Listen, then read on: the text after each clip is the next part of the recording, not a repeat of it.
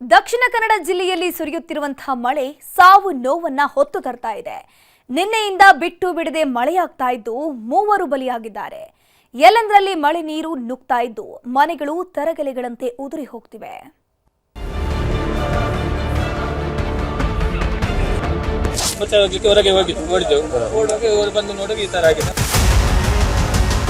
ಮುಂಜಾನೆ ಸುಮಾರು 3:45 ಹೊತ್ತಿಗೆ ಮನೆಯ ಮೇಲೆ ಹಿಂಭಾಗದ ಗುಡ್ಡ ಕುಸಿದು 3 ಮಂದಿ ಸಾವನ್ನಪ್ಪಿದ್ದಾರೆ.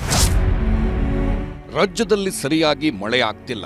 ಮುಂಗಾರು ಮಳೆ ಮರೀಚಿಕೆಯಾಗ್ತಿದೆ. ಹೀಗೆ ಆದ್ರೆ ಬರಗಾಲ ಆವರಿಸೋದು ಖಾಯಮ್ಮನ್ನೋ ಹೊತ್ತಲ್ಲೇ ವರುಣದೇವ ರೌದ್ರಾವತಾರ ತಾಳಿದ್ದಾನೆ. ಮಂಗಳೂರಲ್ಲಿ ಮಳೆಯೇನೋ ಬಂತು, ಆದ್ರೆ ಮಳೆ ಜೊತೆಗೆ ಸಾವನ್ನೂ ಹೊತ್ಕೊಂಡು ಬಂದಿದ್ದಾನೆ. ಕತ್ತಲ ರಾತ್ರಿಯಲ್ಲಿ ಗಾಢ ನಿದ್ದೆಗೆ ಜಾರಿದವರು ಮಲಗಿದಲ್ಲೇ ಅಪ್ಪಚ್ಚಿಯಾಗಿದ್ದಾರೆ. ಒಮ್ಮೆಲೆ ಇಡೀ ಮನೆ ಕುಸಿದು ಬೀಳುತ್ತಿದ್ದಂತೆ ಮಲಗಿದವರೆಲ್ಲ ಮಲಗಿದಲ್ಲೇ ಪ್ರಾಣ ಕಳ್ಕೊಂಡಿದ್ದಾರೆ. ವರುಣನ ಹೊಡೆತಕ್ಕೆ 3 ಮಂದಿ ಬಲಿಯಾಗಿದ್ದಾರೆ. ಮುಂಗಾರಿನ ಹೊಡೆತಕ್ಕೆ ಮಂಗಳೂರಲ್ಲಿ ಮರಣ ಮೃದಂಗ. ಕಳಪೆ ತಡೆಗೋಡೆ ಕಾಮಗಾರಿ, 3 ದುರಂತ ಬಲಿ. ಮುಂಗಾರು ಶುರುವಾದ್ರೆ ಸಾಕು ಕರಾವಳಿ ಜಿಲ್ಲೆಯಲ್ಲಿ ಬಿಟ್ಟೂ ಬಿಡದೆ ಮಳೆಯಾಗ್ತಿತ್ತು. ಮುಂಗಾರಿನ ಶುರುವಿನಲ್ಲೇ ಅವಾಂತರಗಳ ಸರಮಾಲೆ ಸೃಷ್ಟಿಯಾಗ್ತಿತ್ತು. ಆದ್ರೆ ಈ ಬಾರಿ ಮುಂಗಾರು ಆರಂಭವಾಗಿ ತಿಂಗಳು ಕಳೆದರೂ ಮಳೆಯಾಗಿರಲಿಲ್ಲ. ರೈತರ ಕೃಷಿ ಚಟುವಟಿಕೆಗಳಿಗೂ ಮಳೆ ಇಲ್ಲದೆ ಪರದಾಟ ಶುರು ಮಾಡಿದ್ರು. ಇಂಥ ಹೊತ್ತಲ್ಲೇ ನಿನ್ನೆಯಿಂದ ಭರ್ಜರಿ ಮಳೆಯಾಗ್ತಿದೆ. ಕಂಕನಾಡಿ ನಗರ ಪೊಲೀಸ್ ಠಾಣೆ ಹಿಂಭಾಗದ ಗರೋಡಿ ಬಳಿ 4 ಬಾಡಿಗೆ ಮನೆಗಳಿವೆ. ಎಲ್ಲಾ ಮನೆಗಳು ಕೂಡ ಹಳೆಯ ಹಂಚಿನ ಮನೆಗಳು. ಒಂದೇ ಕಟ್ಟಡದಲ್ಲಿ 4 ಮನೆಗಳನ್ನಾಗಿ ಮಾಡಿ ಬಾಡಿಗೆಗೆ ನೀಡಿದ್ರು. ಆದ್ರಿವತ್ತು ಇದೇ ಮನೆಗಳು 3 ಪಾಲಿಗೆ ಯಮರೂಪಿಯಾಗಿವೆ. ಗಾಢ ನಿದ್ದೆಯಲ್ಲಿದ್ದ ಹೊತ್ತಲ್ಲಿ ಮನೆಯ ಹಿಂಬದಿಯಿಂದ ಬೃಹತ್ ಗುಡ್ಡ ಕುಸಿದ ಪರಿಣಾಮ ಇಡೀ ಮನೆ ನೆಲಸಮವಾಗಿದೆ. ತಡೆಗೋಡೆ ಕುಸಿಯುತ್ತಿದ್ದಂತೆ ಅರ್ಧಕ್ಕರ್ಧ ಗುಡ್ಡವೇ ಬಾಯ್ಬಿಟ್ಟಿದೆ. ಇದರ ಪರಿಣಾಮ ಮನೆಯ ಒಂದು ಭಾಗ ಸಂಪೂರ್ಣ ನೆಲಸಮವಾಗಿದ್ದು ನಡೆಯಬಾರದ ಘಟನೆ ನಡೆದೋಗಿದೆ.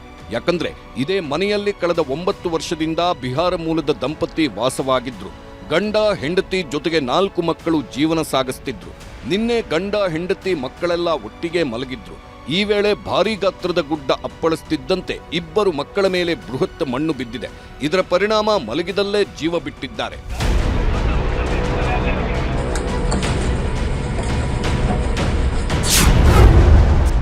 ಗಂಡನ ಎದುರಲ್ಲೇ ಹೋಯ್ತು ಪತ್ನಿ ಪ್ರಾಣ.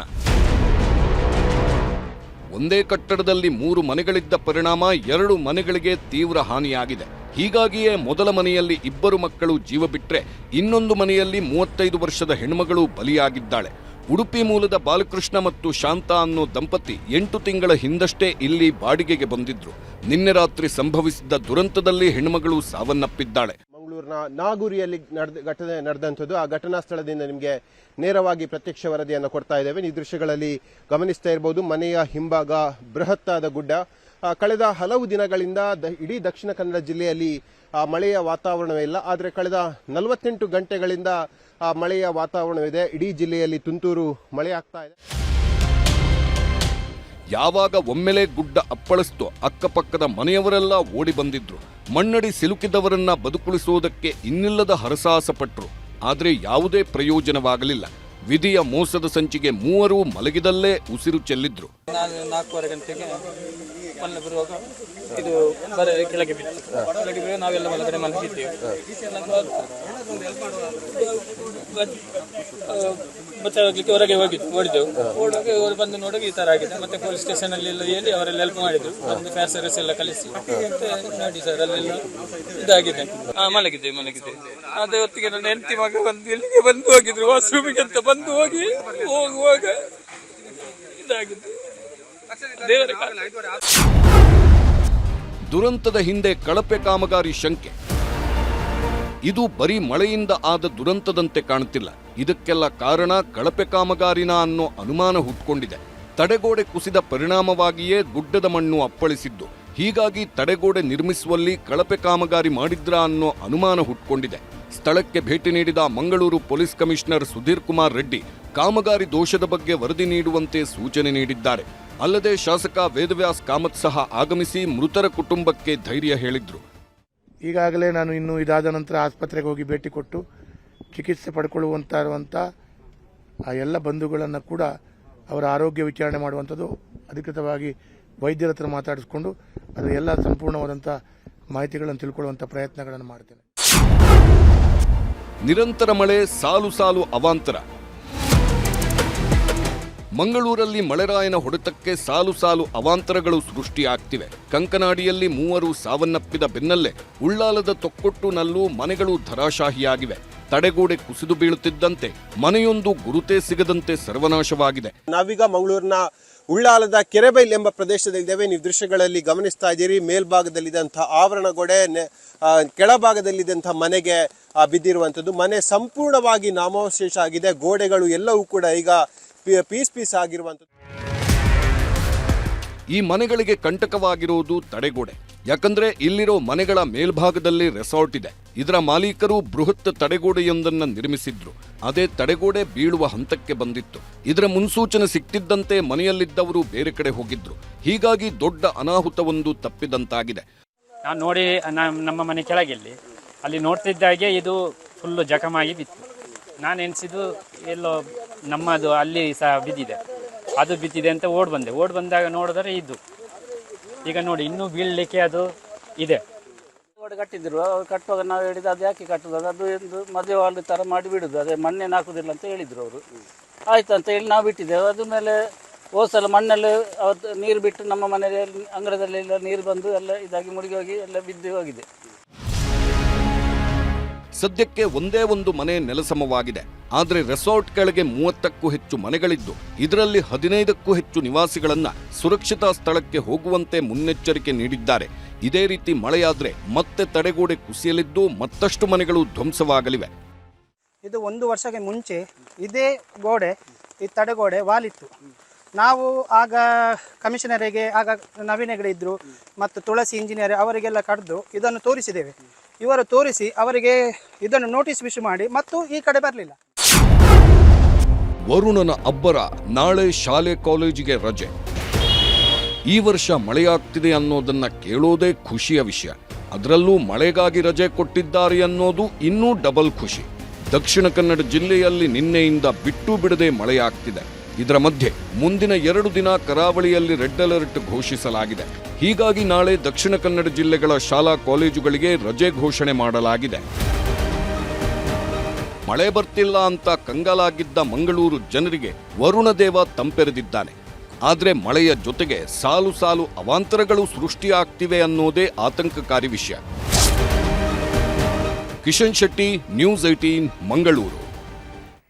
ಅತ ಮಳೆಯಾಗ್ತಾ ಇದ್ರೆ ಇತ್ತ ಇಡೀ ಕರುನಾಡಲ್ಲಿ ಬರ ಸಿಡಿಲು ಬಡಿಯೋದಕ್ಕೆ ಶುರು ಮಾಡಿದೆ. ಮಳೆಗಾಲ ಶುರುವಾಗಿ 1 ತಿಂಗಳಾದರೂ ಮಳೆ ಆಗ್ತಾ ಇಲ್ಲ. ಹೀಗಾಗಿ ಕಷ್ಟಪಟ್ಟು ಸಾಕಿದ್ದ ತೋಟಗಳನ್ನ ರೈತರೇ ನಾಶ ಮಾಡ್ತಿದ್ದಾರೆ.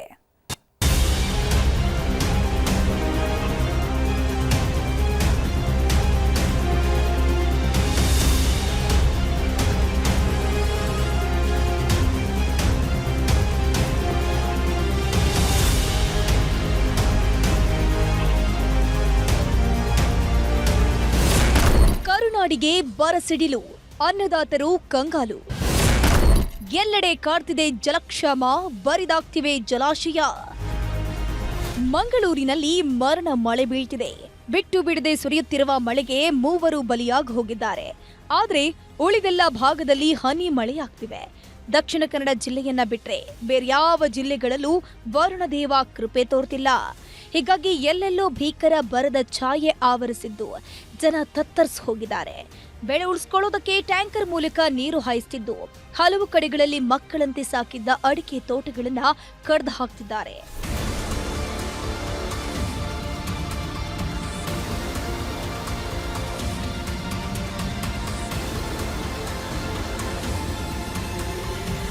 ಈ ಬಾರಿಯ ಪರಿಸ್ಥಿತಿ ನೆನೆಸ್ಕೊಂಡ್ರೆ ನಿಜಕ್ಕೂ ಭಯ ಆಗ್ತಿದೆ.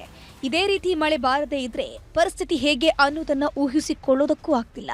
ಈಗಾಗಲೇ ಮುಂಗಾರು ಮಳೆ ಶುರುವಾಗಿ 1 ತಿಂಗಳೇ ಆಗೋಯ್ತು. ಎಲ್ಲೂ ಕೂಡ ಕೆರೆ ಕಟ್ಟೆಗಳು ತುಂಬಿಲ್ಲ. ಹೀಗಾಗಿ ರೈತರ ಪಾಡು ದೇವರಿಗೆ ಪ್ರೀತಿ ಅನ್ನುವಂತಾಗಿದೆ. ಬೆಳಗಾವಿ ಜಿಲ್ಲೆಯಲ್ಲಿ ಬರದ ಕಾರ್ಮೋಡ ಆವರಿಸುವುದಕ್ಕೆ ಶುರುವಾಗಿದೆ. ಜೂನ್ ತಿಂಗಳಲ್ಲಿ 29% ಮಳೆಯ ಕೊರತೆಯಾಗಿದೆ. ಅಲ್ಪ ಸ್ವಲ್ಪ ಬಿದ್ದ ಮಳೆಗೆ ಈಗಾಗಲೇ 68% ಬಿತ್ತನೆ ಕಾರ್ಯ ಮುಗಿದು ಹೋಗಿದೆ. ಸೋಯಾಬೀನ್, ಹೆಸರು, ಉದ್ದು, ಕಬ್ಬು, ಭತ್ತ ಬಿತ್ತನೆ ಮಾಡಿದ್ದು ಬೀಜಗಳೆಲ್ಲವೂ ಮೊಳಕೆಯೊಡೆಯೋದಕ್ಕೆ ಶುರುವಾಗಿದೆ. ಆದರೆ ಹನಿ ಮಳೆಯೂ ಕೂಡ ಬೀಳ್ತಿಲ್ಲ. ಹೀಗಾಗಿ ರೈತರ ಪಾಡು ಹೇಳತೀರದಂತಾಗಿದೆ. ಮಳೆ ಭರವಸೆ ಮೇಲೆ ಬಿತ್ತನೆ ಮಾಡಿದಾರು, ಕಂಡಪಟ್ಟಿ ಖರ್ಚು ಮಾಡಿ ಎಲ್ಲರೂ 90% ಜನ ಎಲ್ಲ ಬಿತ್ತನೆ ಮಾಡಿ ಇದು ಮಾಡಿದಾರು. ಆದ್ರೆ ಇದು ಮಳೆ ಹಾಕೋ ಒಂದು ಸ್ವಲ್ಪ ಬೀಳುವತ್ತು, ಸುಮ್ಮ ಬಂದಂಗೆ ಮಾಡೋದು, ಬಿಸಿಲು ಬೀಳೋದು ಈ ಥರ ಆಗತ್ತೈತಿ.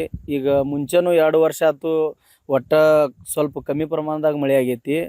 ಪೂರಾ ಎಲ್ಲ ಮಂದಿ ಈಗ ಮೆಣಸಿನಕಾಯಿ ಇವು ಕಾಯಿಪಲ್ಲೆ ಮಾಡತ್ತಿರಲ್ಲ, ಅವೆಲ್ಲ ಟ್ಯಾಂಕರ್ದಿಂದ ನೀರು ಹಾಕ್ತಾ ಇದ್ದಾರೆ.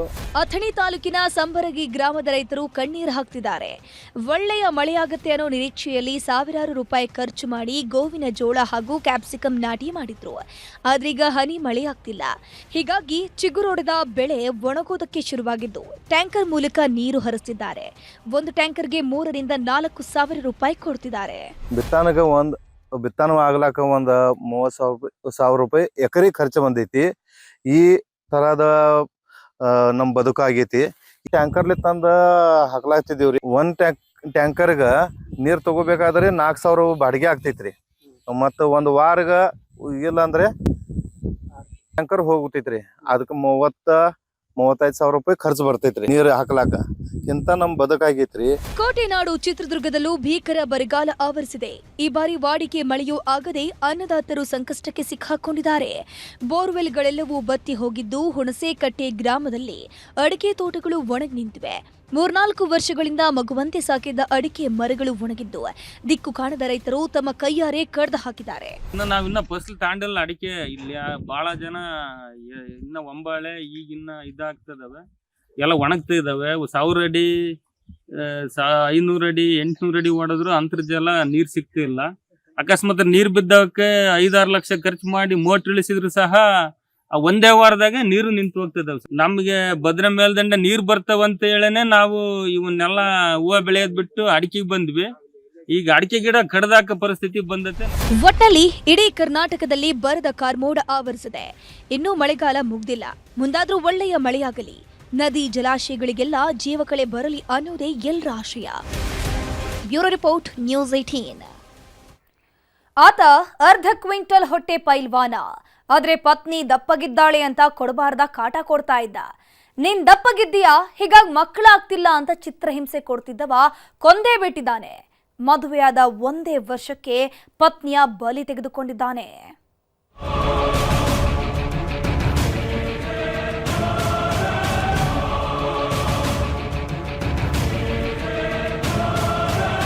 ಗಂಡ ಹೆಂಡತಿ ಸಂಬಂಧ ಅನ್ನೋದು ಎಲ್ಲಿಗೆ ಬಂದು ನಿಂತಿದೆ ನೋಡಿ. ಹೆಂಡತಿ ದಪ್ಪಗಿದ್ದಾಳೆ ಅನ್ನೋ ಕಾರಣಕ್ಕೆ ಸಪ್ತಪದಿ ತುಳಿದ ಪತ್ನಿಯನ್ನೇ ಕೊಂದು ಮಲಗಿಸಿದ್ದಾನೆ. ಇವನೇನು ಬಳಕೋ ಬಳ್ಳಿಯಂತಿಲ್ಲ, ನೋಡೋದಕ್ಕೊಳ್ಳೆ ಸೀದ್ ಹೋದ ಬದನೆಕಾಯಿ ಇದ್ದಂಗವನೇ. ಹಂಡೆ ಗಾತ್ರದ ಹೊಟ್ಟೆ ಬಿಟ್ಕೊಂಡು ಓಡಾಡ್ತಿದ್ದವನಿಗೆ ಬಳುಕೋ ಬಳ್ಳಿ ಅಂತ ಹೆಂಡತಿ ಬೇಕಿತ್ತಂತೆ. ಮದುವೆಯಾಗೋವಾಗ ಇದೆಲ್ಲ ಇವನಿಗೆ ಮ್ಯಾಟರ್ ಆಗಿಲ್ಲ. ಯಾಕಂದ್ರೆ ಈತನ ಮುಸುಡಿಗೆ ಈ ಹೆಣ್ಮಗಳು ಒಪ್ಕೊಂಡಿದ್ದೇ ಕಷ್ಟ. ಯಾವಾಗ ಕೊರಳಿಗೆ ಮಾಂಗಲ್ಯ ಬಿತ್ತೋ ಇವನ ನವರಂಗಿ ಆಟ ಶುರುವಾಗಿದೆ. ಒಂದಿಷ್ಟು ದಿನ ಚೆನ್ನಾಗಿಯೇ ಇದ್ದವ ಇತ್ತೀಚೆಗೆ ಪತ್ನಿ ಪಾಲಿಗೆ ರಣರಾಕ್ಷಸನಾಗಿದ್ದ. ದಪ್ಪಗಿದ್ದೀಯ ಅಂತ ಕೊಡಬಾರದ ಕಾಟ ಕೊಟ್ಟು ಕೊಂದೇ ಹಾಕಿದ್ದಾನೆ ಅನ್ನೋ ಆರೋಪ ಕೇಳಿ ಬರ್ತಿದೆ. ದಪ್ಪಗಿದ್ದೀಯ, ಗರ್ಭಿಣಿ ಆಗಲ್ಲ ಅಂತ ಕೊಡ್ತಿದ್ದ ಕಾಟ. ಹಂಡೆ ಗಾತ್ರದ ಗಂಡನೆ ಉರುಳಿಸಿದ ಪತ್ನಿಯ ಹೆಣ. ಇಂಥವರಿಗೆಲ್ಲ ಮದುವೆ ಯಾಕೆ, ಸಂಸಾರ ಯಾಕೆ ಹೇಳಿ? ಹಿಂದೆಲ್ಲ ಒಮ್ಮೆ ಮದುವೆ ಆದ್ರೆ ಮುಗೀತು, ಕಷ್ಟನೋ ಸುಖನೋ ಹೇಗೋ ಹೊಂದ್ಕೊಂಡು ಹೋಗ್ತಿದ್ರು. ಒಬ್ಬರಿಗೊಬ್ಬರು ನೆರವಾಗ್ತಾ ಬದುಕಿನ ಬಂಡಿ ಸಾಗಿಸ್ತಿದ್ರು. ಆದ್ರೀಗ ಹೊಂದ್ಕೊಳ್ಳೋ ಮಾತೇ ಇಲ್ಲ ಬಿಡಿ. ಇವನ ಅಂದ ಚಂದವನ್ನ ಸರಿಯಾಗಿ ನೋಡ್ಕೊಂಡ್ಬಿಡಿ. ಇವನೇನು ತನ್ನನ್ನ ತಾನು ಸುರಸುಂದರಾಂಗ ಅಂದ್ಕೊಂಡಿದ್ನೋ ಏನೋ. ತಾನು ಹೋದಲ್ಲೆಲ್ಲ ಹುಡುಗಿರು ಕ್ಯೂ ನಿಲ್ತಾರೆ ಅನ್ನೋ ಭ್ರಮೆಯಲ್ಲಿ ಬದುಕ್ತಿದ್ನೋ ಅದೂ ಗೊತ್ತಿಲ್ಲ. ತಾನು ಅರ್ಧ ಕ್ವಿಂಟಲ್ ಹೊಟ್ಟೆ ಬಿಟ್ಕೊಂಡಿದ್ರೂ ಪರವಾಗಿಲ್ಲ, ಪತ್ನಿ ಮಾತ್ರ ಸುಕೋಮಲೆಯಂತಿರ್ಬೇಕು ಅಂದ್ಕೊಂಡಿದ್ದ. ಅದೇ ಈಗ ಈ ಹೆಣ್ಮಗಳ ಬದುಕಿಗೆ ಕೊಳ್ಳಿ ಇಟ್ಟಿರೋದು.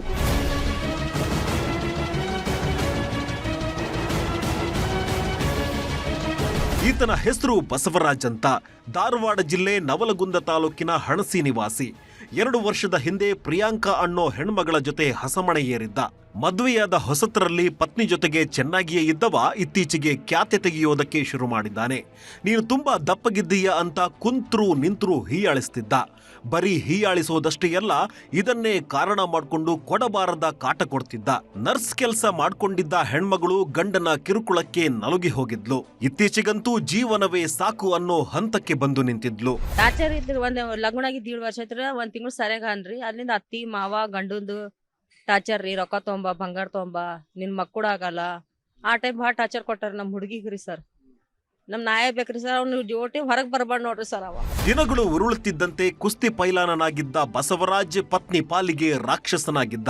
ನೀನು ದಪ್ಪ ಇರೋದ್ರಿಂದ ಗರ್ಭಿಣಿಯಾಗಲ್ಲ, ನಿನ್ನಿಂದಾಗಿ ನಮಗೆ ಮಕ್ಕಳಾಗಲ್ಲ ಅಂತ ಚಿತ್ರ ಹಿಂಸೆ ಕೊಡ್ತಿದ್ದ. ಇದರ ಜೊತೆಗೆ ವರದಕ್ಷಿಣೆ ತರುವಂತೆಯೂ ಹೊಡೆದು ಬಡಿದು ಮಾಡ್ತಿದ್ದಂತೆ. 2 ದಿನಗಳ ಹಿಂದೆ ಅದೇನಾಯ್ತೋ ಗೊತ್ತಿಲ್ಲ, ಪತ್ನಿ ಮೇಲೆ ರಣರಾಕ್ಷಸನಾದವ ಕತ್ತು ಹಿಸುಕಿ ಕೊಲೆ ಮಾಡಿದ್ದಾನಂತೆ.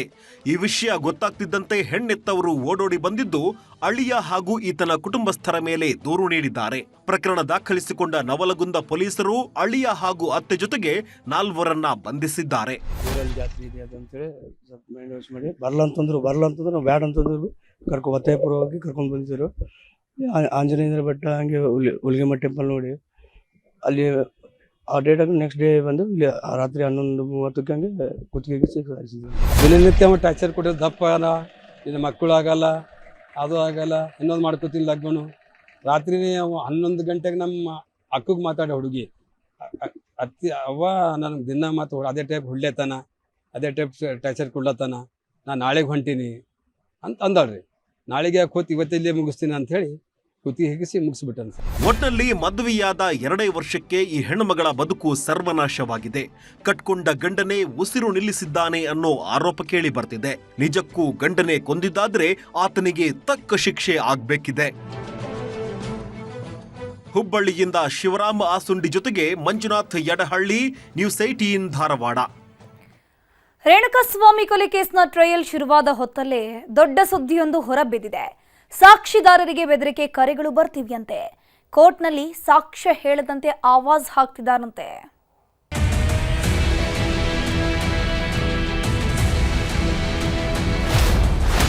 ಸ್ವಾಮಿ ಕೊಲೆ ಕೇಸ್ನ ಸಾಕ್ಷ್ಯಗಳಿಗೆ ಹಾಕ್ತಿದ್ದಾರಂತೆ ಬೆದರಿಕೆ. ವಾಟ್ಸ್ಆಪ್ ಕಾಲ್ನಲ್ಲಿ ಆವಾಜ್, ಭದ್ರತೆಗೆ ಸೂಚಿಸಿದ ಕೋರ್ಟ್. ರೇಣುಕಾಸ್ವಾಮಿ ಕೊಲೆ ಕೇಸ್ನ ಟ್ರಯಲ್ ಶುರುವಾಗಿರೋ ಹೊತ್ತಲ್ಲೇ ಸ್ಫೋಟಕ ಸುದ್ದಿಯೊಂದು ಹೊರಬಿದ್ದಿದೆ. ಕೊಲೆ ಕೇಸ್ನ ಅಸಲಿ ಕಹಾನಿ ಬಿಚ್ಚಿಡ್ತಿರೋ ಸಾಕ್ಷಿಗಳಿಗೆ ಬೆದರಿಕೆ ಕರೆಗಳು ಬರ್ತಿವಿಯಂತೆ. ನಾವು ಹೇಳಿದಂತೆಯೇ ಹೇಳಬೇಕು ಅಂತ ಮೇಲಿಂದ ಮೇಲೆ ಬೆದರಿಕೆ ಹಾಕ್ತಿದ್ದಾರಂತೆ. ಈ ವಿಷಯ ಜಡ್ಜ್ ಮುಂದೆ ಬಿಚ್ಚಿಕೊಳ್ತಿದ್ದಂತೆ ದೊಡ್ಡ ಬೆಳವಣಿಗೆಗಳಾಗ್ತಿವೆ.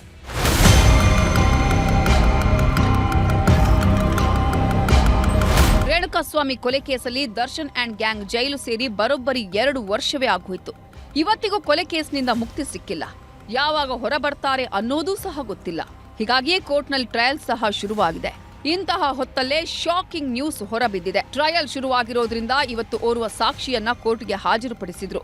ಈ ವೇಳೆ ಸಾಕ್ಷಿದಾರ ಸ್ಫೋಟಕ ವಿಚಾರವನ್ನ ಜಡ್ಜ್ ಮುಂದೆ ತೆರೆದಿಟ್ಟಿದ್ದಾರೆ. ಅಪರಿಚಿತ ವ್ಯಕ್ತಿಯೊಬ್ಬ ಸಾಕ್ಷ್ಯ ನುಡಿಯದಂತೆ ಬೆದರಿಕೆ ಹಾಕ್ತಿದ್ದಾನಂತೆ. ಸಾಕ್ಷಿದಾರನಿಗೆ ಕರೆ ಮಾಡಿದ ಅಪರಿಚಿತ ವ್ಯಕ್ತಿಯೊಬ್ಬ ಆರೋಪಿಗಳನ್ನ ಗುರುತಿಸಲು ಸಾಧ್ಯವಿಲ್ಲವೆಂದು ಹೇಳುವಂತೆ ಬೆದರಿಕೆ ಹಾಕ್ತಿದ್ದಾನೆ. ಬಾರ್ ಬಳಿ ಇರುವ ಸಿಸಿಟಿವಿಯನ್ನ ಪೊಲೀಸರು ತೆಗೆದುಕೊಂಡು ಹೋದ್ರು ಅಂತ ಹೇಳು ಅಂತಿದ್ದಾನೆ. ಅಲ್ಲದೆ ಕಿಡ್ನಾಪ್ ಮಾಡಿದ ಆರೋಪಿಗಳನ್ನ ಗುರುತಿಸಲಾಗುವುದಿಲ್ಲ ಅಂತ ಹೇಳಬೇಕಂತೆ. ಪೊಲೀಸರ ಮಹಜರ್ನಲ್ಲಿ ಏನಿದೆ ಅನ್ನೋದು ನನಗೆ ಗೊತ್ತಿಲ್ಲ ಅಂತ ಹೇಳು. ಪೊಲೀಸರು ಜಸ್ಟ್ ಸಹಿ ಹಾಕು ಅಂದ್ರೂ ಹಾಕಿದೆ ಅಂತ ಹೇಳುವಂತೆ ಬೆದರಿಕೆ ಹಾಕ್ತಿದ್ದಾನಂತೆ. ಹೀಗೆ ಅಪರಿಚಿತ ವ್ಯಕ್ತಿ ಹಾಕಿದ ಬೆದರಿಕೆಯನ್ನ ಜಡ್ಜ್ ಮುಂದೆ ಹೇಳ್ತಿದ್ದಂತೆ ಸಾಕ್ಷ್ಯ ನಾಶಕ್ಕೆ ಯತ್ನಿಸಿರೋದಕ್ಕೆ ಪ್ರತ್ಯೇಕ ಪ್ರಮಾಣ ಪತ್ರ ಸಲ್ಲಿಸುವಂತೆ ಸೂಚನೆ ನೀಡಿದರು. ಅಲ್ಲದೆ ಟ್ರಯಲ್ ಸಾಕ್ಷಿ ಹೇಳುವ ಪ್ರಕ್ರಿಯೆ ಮುಗಿಯುವವರೆಗೆ ಭದ್ರತೆ ಒದಗಿಸುವಂತೆ ತನಿಖಾಧಿಕಾರಿಗೆ ಸೂಚನೆ ಕೊಟ್ಟಿದ್ದಾರೆ. ಒಟ್ನಲ್ಲಿ ಕೊಲೆ ಕೇಸ್ನ ಟ್ರಯಲ್ ಶುರುವಾದ ಹೊತ್ತಲ್ಲೇ ಬೆದರಿಕೆ ಆಟ ಶುರುವಾಗಿದೆ. ಹೀಗಾಗಿ ಮುಂದೆ ಏನೆಲ್ಲ ಆಗತ್ತೆ ಅನ್ನೋದನ್ನ ಕಾದು ನೋಡಬೇಕು. Manjunath N, crime bureau, news 18 Bengaluru.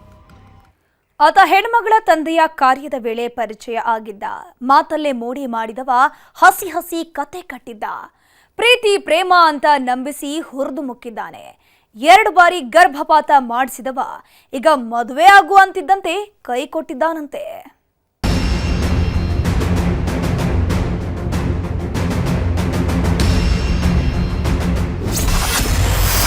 ತಂದೆಯ ಕಾರ್ಯದ ವೇಳೆ ಪರಿಚಯ ಹಾಕಿದ್ದ ಗಾಳ. ಮದುವೆ ಹೆಸರಲ್ಲಿ ಕಳ್ಳಾಟ, ಲವ್ ಸೆಕ್ಸ್ ಧೋಕಾ. ಈಗೀಗ ಪ್ರೀತಿ ಪ್ರೇಮ ಅಂದ್ರೆ ಬರೀ ಮೈಚಳಿ ಬಿಡುವವರೆಗೂ ಮಾತ್ರ ಎನ್ನುವಂತಾಗಿದೆ. ಪ್ರೀತಿ ಹೆಸರಲ್ಲಿ ತಮ್ಮ ಕಾಮದ ತೀಟೆ ತೀರಿಸಿಕೊಳ್ಳೋರೇ ಜಾಸ್ತಿ. ಇದು ಕೂಡ ಇಂಥದ್ದೇ ಕಥೆ. ಪ್ರೀತಿ ಪ್ರೇಮ ಅಂತ ಮಾತಲ್ಲದೆ ಮನೆ ಕಟ್ಟಿದವ ಗೃಹ ಪ್ರವೇಶ ಕೂಡ ಮಾಡಿದ್ದಾನೆ. ಬಣ್ಣ ಬಣ್ಣದ ಕಥೆ ಕಟ್ಟಿ ಸುರಸುಂದರಿಯನ್ನ ಹುರಿದು ಮುಕ್ಕಿದ್ದಾನೆ. ಈಗ ಮದುವೆ ಆಗು ಅಂತಾಗಿದ್ದಂತೆ ಕೊಲೆ ಮಾಡ್ತೀನಿ ಅಂತ ಆಮಾಸ್ ಹಾಕ್ತಿದ್ದಾನಂತೆ. ಹೀಗಾಗಿ ದಿಕ್ಕು ಕಾಣದಂತಾದ ಹೆಣ್ಣು ಮಗಳು ಪೊಲೀಸ್ ಠಾಣೆ ಮೆಟ್ಟಿಲೇರ್ತಿದ್ದಂತೆ ರೋಮಿಯೋ ಕೈಗೆ ಗೋಳ ಬಿದ್ದಿದೆ. ಈ ಹೆಣ್ಣು ಮಗಳಿಗಿರೋ ಅಂದ ಚಂದಕ್ಕೆ ಒಳ್ಳೊಳ್ಳೆ ಸಂಬಂಧಗಳೇ ಹುಡುಕೊಂಡು ಬರ್ತಿದ್ವು. ಆದ್ರೆ ಈಕೆ ಮಾತ್ರ ಮನಸೋತಿದ್ದು ಈ ಕಿರಾತಕನಿಗೆ. ಅದೇ ನೋಡಿ ಈ ಹೆಣ್ಣು ಮಗಳ ಪಾಲಿಗೆ ಕಂಟಕವಾಗಿರೋದು. ಈತನ ಹೆಸರು ಚೇತನ್ ಕುಮಾರ್. 2-3 ಕಾರ್ ಇಟ್ಕೊಂಡು ಟ್ರಾವೆಲ್ ಬಿಸ್ನೆಸ್ ಮಾಡ್ತಿದ್ದ. ಇವನ ಮಾಯಾಜಾಲಕ್ಕೆ ಬಿದ್ದವಳೆ ಈ ಅಮಾಯಕಿ. ಈ ಹೆಣ್ಣು ಮಗಳು ಮೂಲತಃ ಗುಂಡ್ಲುಪೇಟೆ ನಿವಾಸಿ. ಕಳೆದ 5 ವರ್ಷಗಳಿಂದ ಬೆಂಗಳೂರಿನಲ್ಲಿ ತಂದೆ ತಾಯಿ ಅಣ್ಣನೊಂದಿಗೆ ವಾಸಿಸುತ್ತಿದ್ಲು. 3 ವರ್ಷದ ಹಿಂದೆ ಇವರ ತಂದೆ ಸಾವನ್ನಪ್ತಾರೆ. ಇದಾದ 1 ವರ್ಷಕ್ಕೆ ತಂದೆಯ ಕಾರ್ಯ ಇಟ್ಕೊಳ್ತಾರೆ. ಹೀಗಾಗಿ ಊರಿಗೆ ಹೋಗೋದಿದೆ ಅಂತ ಯುವತಿ ಸಹೋದರ ಇದೇ ಚೇತನ್ ಕಾರನ್ನ ಬುಕ್ ಮಾಡಿದ್ದ. ಅಲ್ಲೇ ನೋಡಿ ಆಗಿದ್ದು ಎಡವಟ್ಟು. ಕಾರು ತಗೊಂಡು ಬಂದವ ಸುಂದರಿಯನ್ನ ನೋಡ್ತಿದ್ದಂತೆ ತನ್ನ ನವರಂಗಿ ಆಟ ಶುರು ಮಾಡಿದ್ದ.